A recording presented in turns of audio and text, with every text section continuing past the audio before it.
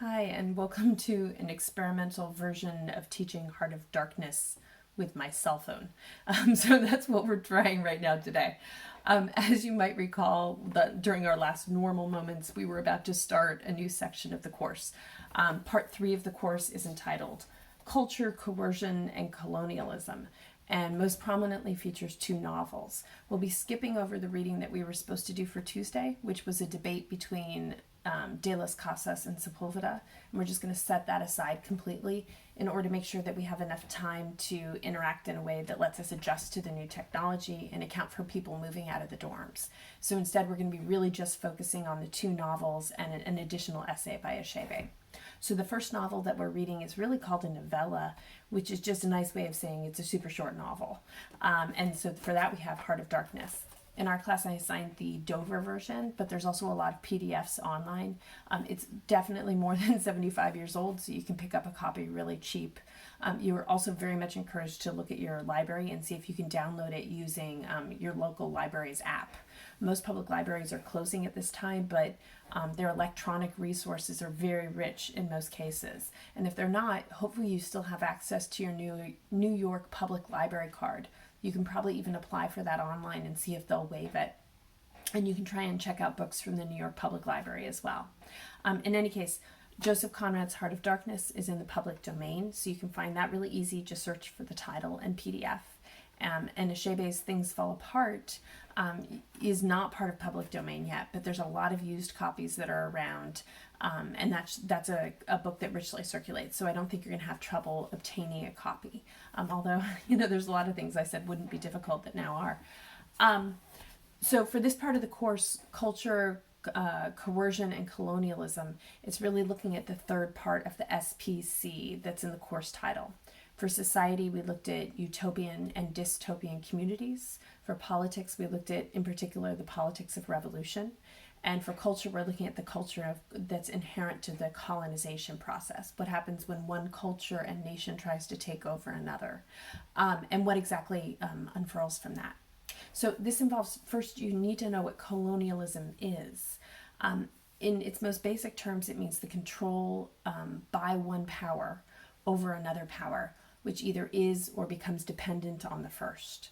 But for many of us, colonialism is essentially kind of a bad word, because it's one thing to think of dependency, but it's another to recognize the peculiar ways this generally works out. Colonialism is often associated with violence and oppression. It presumes a certain arrogance from the colonizing power, human rights violations, and sometimes that extraction of resources from the conquered power. So like if you remember when we were reading the Communist Manifesto just a couple weeks ago, Marx has a whole allusion to the idea that even whole nations can be bourgeoisie nations or proletariat nations. The proletariat nation not having access to the means of production. That's a way to understand the position of a colonized power. Essentially, it's a whole nation that is reduced to the condition of a proletariat vis-a-vis the controlling influence of the bourgeoisie. So what I want you to do really quickly first is actually pause everything I just said and really quickly Google colonization examples or colonialism examples. Either of those is fine. And try and locate a couple different examples from different geographic regions. So I want you to find one example from Asia, one example from Africa, one example from the Americas, and take a look really quickly and see if you can get a sense of what is the whole world surrounding this term colonization. Okay, so go ahead and pause this video for a second and look up that term. I'm just going to stare at you while you do that, hoping that you pause so that it's not actually really weird.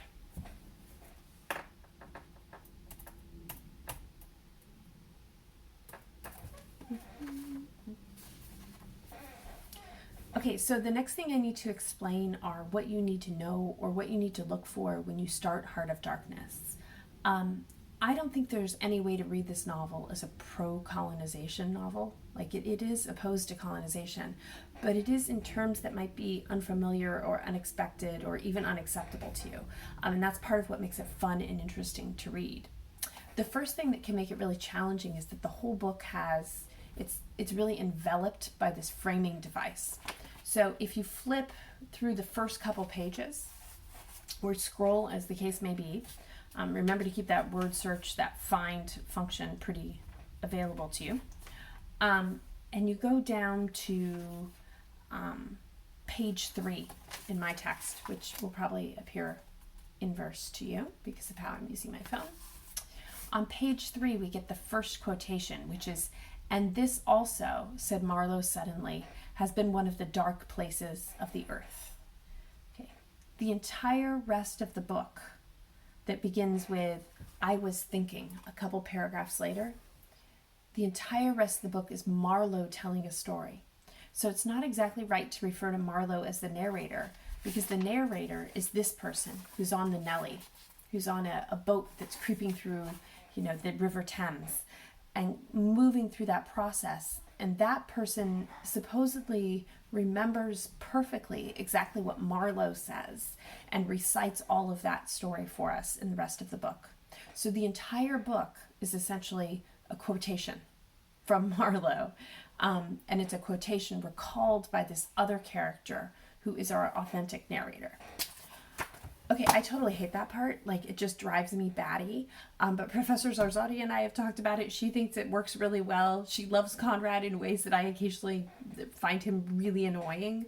But that's something really important because it has to shape, no matter what, your reading experience. Whether you like it or you don't like it, you have to remember that what you're reading is always secondhand, the entire book.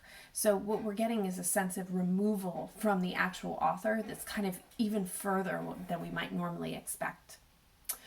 The other thing that I want to recommend is that when you start reading Conrad, you need to think about kind of 3 mysteries that really frame this text. So I'm going to quickly say the mysteries, and then in our next video, we'll go through them one by one. So you can go ahead and write these down in your notes. That these are the 3 things I want you to ask yourself as questions as you're reading Heart of Darkness. The first mystery is, what exactly is the darkness? It's in the title, and more than that, the word darkness appears 31 times in this rather diminutive little text.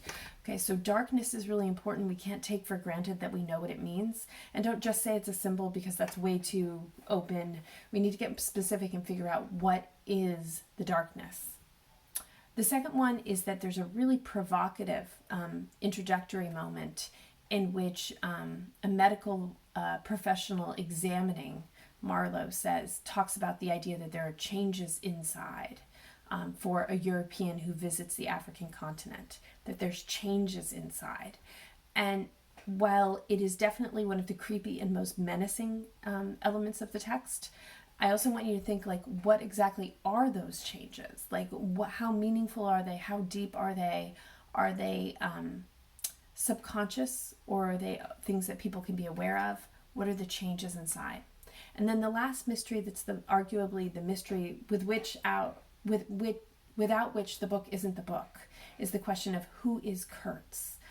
To my great alarm, when I first started teaching this book, I'd have groups of students who didn't understand how important that question was. We'd get all the way to the end, and they'd be like, yeah, and there was also this Kurtz guy. I'd be like, no, that's the whole book. The whole book is really supposed to be set up that you as a reader are trying to figure out who is Kurtz, what is he, is Marlowe's feelings toward this character and projections about this character, are they important? What exactly does it mean? So asking this question of who is Kurtz is going to be really important. So those 3 questions are going to be the body of the next video. But I suspect that at this point, you probably want to take a pause. And I'm actually going to encourage you, I'm going to direct you to a webpage, which I will insert a little bit later. Okay, thank you.